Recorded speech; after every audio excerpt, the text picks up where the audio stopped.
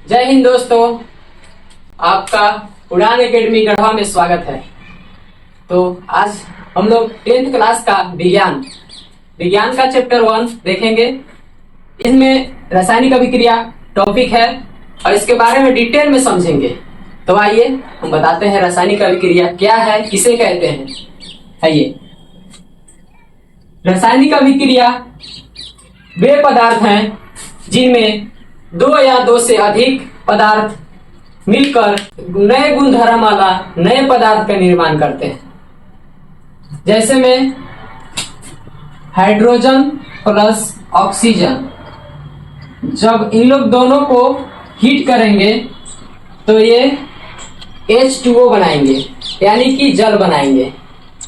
जैसे कि हम लोग चावल ले लेते हैं, इसके जगह पे चावल ले लेते हैं और इसके जगह पे पानी ले लेते हैं। दोनों को करेंगे हीट, गर्म करेंगे तो क्या बनेगा? भात बनेगा। उसी तरह हाइड्रोजन और ऑक्सीजन हम लोग दोनों ले लिए, हाइड्रोजन ऑक्सीजन दोनों ले लिए और उसको हम लोग हीट किए, मिलाए तो क्या बना? जल बना। और दूसरा उदाहरण, मैग्नीशियम प्लस ऑक्सीजन मिलकर क्या बनाएगा? Magnesium oxide. ये जो एस लगा हुआ है इसका अवस्था को दर्शाता है। एस से घबराना नहीं है, ये एस सॉलिड है। मैग्नीशियम एक सॉलिड है और ऑक्सीजन गैस है। इस सॉलिड का मतलब मैग्नीशियम का अवस्था बता रहा है, ठीक है। मैग्नीशियम प्लस ऑक्सीजन मिलकर मैग्नीशियम ऑक्साइड बनाता है। इसका नोट में देखिए, रासायनिक अभिक्रिया को भौतिक विधियों से पलट नहीं किया जा सकता है। आप लोग समझ चुके होंगे कि रासायनिक अभिक्रिया को भौतिक विधियों से पलट नहीं किया जाता है। जैसे कि हम लोग चावल और पानी दोनों लिए थे और दोनों को हीट किए थे और भात बन गया था। तो वही भात को भौतिक विधियों से फिर से पानी और चावल नहीं बना सकते हैं। वही इसमें लिखा हुआ है, रासायनिक अभिक्रिया को भौतिक विधियों से पलट नहीं किया जा सकता है। आइए आगे बताते हैं कौन कौन विधि, 3 विधि होता है, कौन कौन विधि से हम लोग नहीं पलट कर सकते हैं।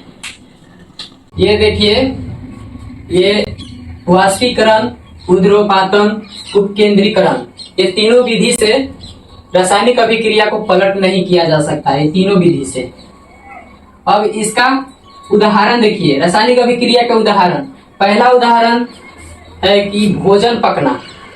जो भोजन पकता है वो भी एक रासायनिक अभिक्रिया का उदाहरण है। और श्वसन और दूध से दही बनना। यहाँ देखिए पहला उदाहरण,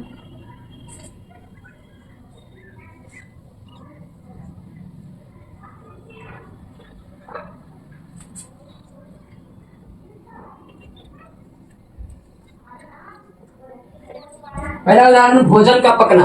भोजन का पकना भी एक रासायनिक अभिक्रिया है। दूसरा उदाहरण, श्वसन। श्वसन भी एक रासायनिक अभिक्रिया है। तीसरा उदाहरण, भैया ये कौन सा किया?